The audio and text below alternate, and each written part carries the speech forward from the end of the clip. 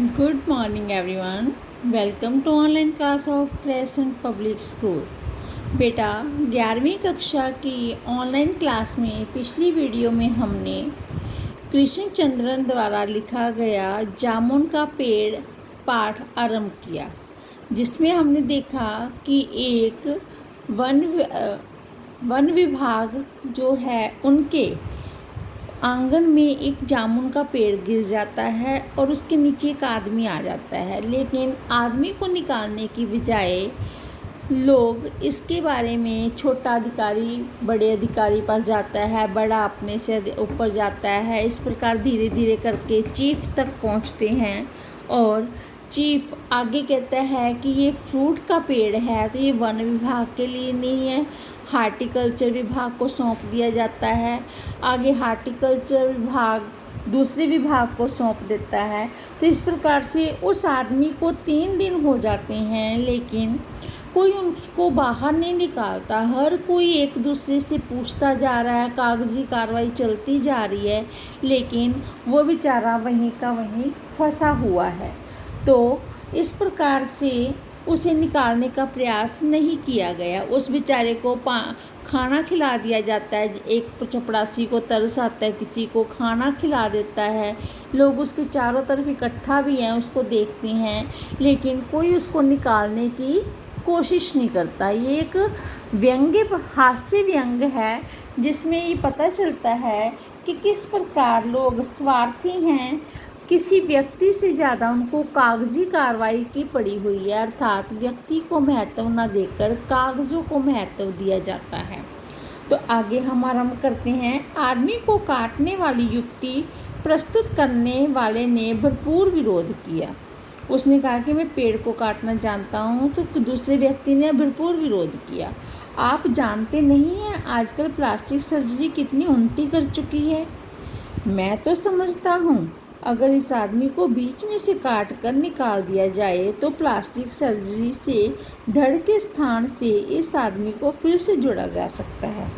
तो इस प्रकार वो कहते हैं कि पेड़ को नहीं काटना है तो आदमी को काट कर निकाल लेते हैं। तो हंसने की बात तो है ही कि एक आदमी को बचाने के लिए उसका सर धड़ से काट कर प्लास्टिक सर्जरी करवाई जाए, तो क्यों ना हम पेड़ को ही काट दें।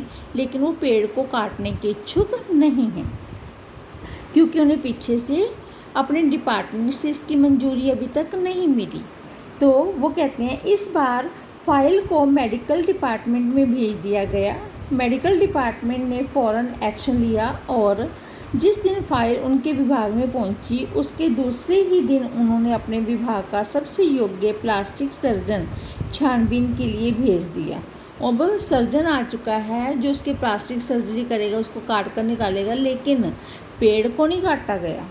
सर्जन ने दबे हुए आदमी को अच्छी तरह टटोलकर उसका स्वास्थ्य देखकर खून का दबाव देखा, नाड़ी की गति को परखा, दिल और फेफड़ों की जांच करके रिपोर्ट भेज दी कि इस आदमी का प्लास्टिक ऑपरेशन तो हो सकता है और ऑपरेशन सफल भी होगा, मगर आदमी मर जाएगा। उन्होंने कहा कि ऑपरेशन तो हो जाएगा, ऑपरेशन सक्सेसफुल भी हो जाएगा, लेकिन आदमी मर जाएगा। इसलिए यह फैसला भी रद्द कर दिया गया, छोड़ दिया गया। रात को माली ने दबे हुए आदमी के मुंह में खिचड़ी डालते हुए उसे बताया कि अब मामला ऊपर चला गया है। सुना है कि कल सेक्रेटर के सारे सेक्रेटरियों की मीटिंग होगी, उसमें तुम्हारा केस रखा जाएगा। उम्मीद है सब काम ठीक हो जाएगा। दबा हुआ आदमी एक आह भरकर धीरे से बोला, ये तो मानना कि तगाफुल ना करोगे, लेकिन खाक हो जाएंगे हम तुमको खबर होने तक। कि जितनी देर में ये तकल्लुफ़ करेंगे उतनी देर में तो कहते हैं कि हम खाक हो जाएंगे, अर्थात मर जाएंगे जब तक ये सोचेंगे। माली ने अचंभे से मुंह में उंगली दबा ली और चकित भाव से बोला, क्या तुम शायर हो? तो माली उसका शेर सुनकर सरप्राइज़ हुआ कि इतना अच्छा शेर बोलते हो, क्या तुम शायर हो? दबे हुए आदमी ने धीरे से सिर हिला दिया, हाँ। दूसरे दिन माली ने चपरासी को बताया, चपरासी ने क्लर्क ने हेड क्लर्क को। थोड़ी ही देर में सेक्रेटर में यह अफवाह फैल गई कि दबा हुआ आदमी शायर है। बस फिर क्या था, लोगों का झुंड शायर को देखने के लिए इकट्ठा होने लगा, उमड़ पड़ा। इसकी चर्चा शहर में भी फैल गई और शाम तक गली गली से शायर जमा होने शुरू हो गए। सेक्रेटरी का लॉन भांति भांति के कवियों से भर गया और दबे हुए आदमी के चारों ओर कवि सम्मेलन का सा वातावरण उत्पन्न हो गया। सभी के सभी शायर आने लग गए, कवि आने लग गए उसको देखने के लिए कि हमारा कोई साथी है। तो वो लॉन पूरा का पूरा शायर और कवियों से भर गया और वहाँ ऐसे लगा कि जैसे कवि सम्मेलन हो रहा हो। सेक्रेटरी ने कई क्लर्क और अंडर सेक्रेटरी तक जिन्हें साहित्य और कविता से लगाव था रुक गए। कुछ शायर दबे हुए आदमी को अपनी कविताएं और दोहे सुनाने लगे। कई क्लर्क उनको अपनी कविता की आलोचना करने के लिए मजबूर करने लगे और इस प्रकार से वहाँ एक काव्य सम्मेलन जैसा एटमॉस्फेयर तैयार हो गया। जब तक पता चला कि दबा हुआ आदमी एक कवि है तो सेक्रेटरी की सब कमेटी ने फैसला किया कि चूंकि दबा हुआ आदमी एक कवि है तो इसलिए इस फाइल का संबंध न एग्रीकल्चर डिपार्टमेंट का है न हार्टिकल्चर डिपार्टमेंट से है बल्कि सिर्फ कल्चरल डिपार्टमेंट से है। कल्चर डिपार्टमेंट से अनुरोध किया गया कि जल्द से जल्द मामले का फैसला करके अभागे कवि को इस फलदार पेड़ से छुटकारा दिलाया जाए। अब ना तो हार्टिकल्चर वन विभाग के पास रहा ना हार्टिकल्चर विभाग के रहा और इस प्रकार से ये फैसला अब किसके पास चला गया? कल्चरल ओनली कल्चरल एक्टिविटी करने वाले डिपार्टमेंट के पास चला गया। फाइल कल्चर डिपार्टमेंट के अनेक विभागों से गुजरती हुई साहित्यिक अकादमी के सेक्रेटरी के पास पहुंची। बेचारा सेक्रेटरी उसी समय अपनी गाड़ी में सवार होकर सेक्रेटेरिएट पहुंचा और दबे हुए आदमी से इंटरव्यू करने लगा। तुम कवि हो? उसने पूछा। जी हाँ, दबे हुए आदमी ने जवाब दिया। किस उपनाम से शोभित हो? ओस। ओस? सेक्रेटरी जोर से चीखा। क्या तुम वही ओस हो जिसने गद्य संग्रह ओस के फूल अभी हाल ही में प्रकाशित हुआ है? दबे हुए व्यक्ति ने हुंकार के सिर हिलाया और सरप्राइज हो गया कि इतना बड़ा कवि है ये। क्या तुम हमारी अकादमी के मेंबर हो? सेक्रेटरी ने पूछा। उसने कहा नहीं। तो आश्चर्य है, सेक्रेटरी जोर से चीखा कि आश्चर्य है कि तुम हमारे डिपार्टमेंट के मेंबर नहीं हो। तो इतना बड़ा कवि ओस के फूल का लेखक और हमारी अकादमी का मेंबर नहीं है? उफ, कैसी भूल हो गई हमसे। कितना बड़ा कवि और कैसी अंधेरी गुमनामी में दबा पड़ा है। वो कहता है कि इतना बड़ा कवि इतनी गुमनामी में कि आज तक हमारी इस पर नज़र ही नहीं पड़ी और इतना बड़ा कवि हमारा मेंबर क्यों नहीं है। वो इस सोच में पड़ गया। गुमनामी में नहीं, एक पेड़ के नीचे दबा हूँ, कृपया मुझे इस पेड़ के नीचे से निकालिए। और जो व्यक्ति नीचे है उसने जवाब दिया कि मैं गुमनामी में नहीं हूँ, मैं तो एक पेड़ के नीचे हूँ और मुझे इस पेड़ से निकालिए। दूसरे दिन अभी बंदोबस्त करता हूँ, सेक्रेटरी फ़ौरन बोला और फ़ौरन उसने अपने विभाग में रिपोर्ट की। दूसरे दिन सेक्रेटरी भागा भागा कवि के पास आया और बोला, मुबारक हो, मिठाई खिलाओ, हमारी सरकारी साहित्य अकादमी ने तुम्हें अपनी केंद्रीय शाखा का मेंबर चुन लिया है। यह लो चुनाव पत्र, मगर मुझे इस पेड़ के नीचे से तो निकालो। उसने उसको चुनाव पत्र दे दिया कि तुम हमारे मेंबर हो, लेकिन उसको नीचे से नहीं निकाला। तो इतने में बेचारा वो दबा हुआ कवि बोलता है, लेकिन मुझे नीचे से तो निकालो। दबे हुए आदमी ने कराह कर कहा।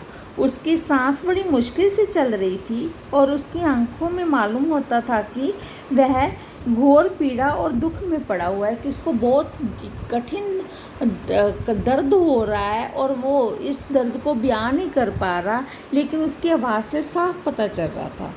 हम नहीं कर सकते, सेक्रेटरी ने कहा, और जो हम कर सकते थे वह हमने कर दिया।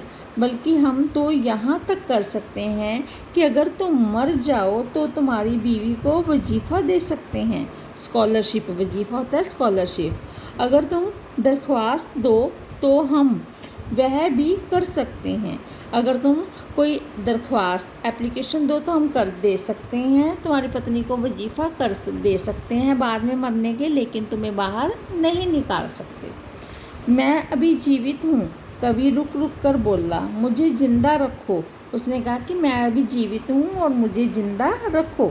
मुसीबत यह है कि सरकारी साहित्य अकादमी का सेक्रेटरी हाथ मलते हुए बोला, हमारा विभाग सिर्फ कल्चर से संबंधित है, पेड़ काटने का मामला कलमदवात से नहीं आरी कुल्हाड़ी से संबंधित है, इसलिए उसके लिए हमने फॉरेस्ट डिपार्टमेंट को लिख दिया है और अर्जेंट लिखा है। और वो कहता है कि हम इसको नहीं काट सकते क्योंकि ये फॉरेस्ट डिपार्टमेंट का मामला है, तो पेड़ काटना, तो इसलिए हमने उनको लिख दिया है। तो शाम को माली ने आकर दबे हुए आदमी को बताया, कल फॉरेस्ट डिपार्टमेंट के आदमी आकर इस पेड़ को काट देंगे और तुम्हारी जान बच जाएगी। तो इस प्रकार से उसने आके बताया कि फॉरेस्ट डिपार्टमेंट वाले कल आएंगे और तुम्हारी जान बच जाएगी। माली बहुत खुश था। दबे हुए आदमी का स्वास्थ्य जवाब दे रहा था, मगर वह किसी न किसी तरह अपने जीवन के लिए लड़े जा रहा था। कल सवेरे तक किसी न किसी तरह से उसे जीवित रहना था। उसे आस हो गई कि कल सुबह तक तो मुझे जीवित रहना ही रहना है, इसलिए उसने थोड़ी आस के साथ जीवित रहने की सोची। दूसरे दिन जब फॉरेस्ट डिपार्टमेंट के आदमी आरी कुल्हाड़ी लेकर पहुंचे तो उनको पेड़ काटने से रोक दिया गया। मालूम हुआ कि विदेश विभाग से हुक्म आया था कि इस पेड़ को न काटा जाए। कारण यह था कि इस पेड़ को 10 साल पहले पिटोनिया राज्य के प्रधानमंत्री के सेक्रेटर ने लॉन में लगाया था कि पेटोनिया के राज्य के प्रधानमंत्री ने लगाया था, तो ये किसी विदेशी प्रधानमंत्री ने लगाया, तो इसको ना काटा जाए। अगर यह पेड़ काटा गया तो इस बात का काफ़ी अंदेशा था कि पिटोनिया सरकार से हमारे संबंध सदा के लिए बिगड़ जाएंगे। इसलिए पेड़ काटा गया, तो इसलिए उन्होंने कहा कि इस पेड़ को ना काटो। मगर एक आदमी की जान का सवाल है, एक क्लर्क चिल्लाया। दूसरी ओर 2 राज्यों के संबंधों का सवाल है। दूसरे क्लर्क ने पहले क्लर्क को समझाया, और यह भी समझा दो कि पिटोनिया सरकार हमारे राज्य को कितनी सहायता देती है। क्या हम अपनी मित्रता की खातिर एक आदमी के जीवन का बलिदान नहीं कर सकते? कवि को मर जाना चाहिए। निस्संदेह वो कहते हैं कि वो सरकार हमारी बहुत मदद करती है, तो मेरे ख्याल से तो कवि को मर जाना चाहिए। तो अपने देश की खातिर, अपनी मित्रता की खातिर 2 देशों की, हम किसी एक व्यक्ति की जान को तो कुर्बान कर ही सकते हैं।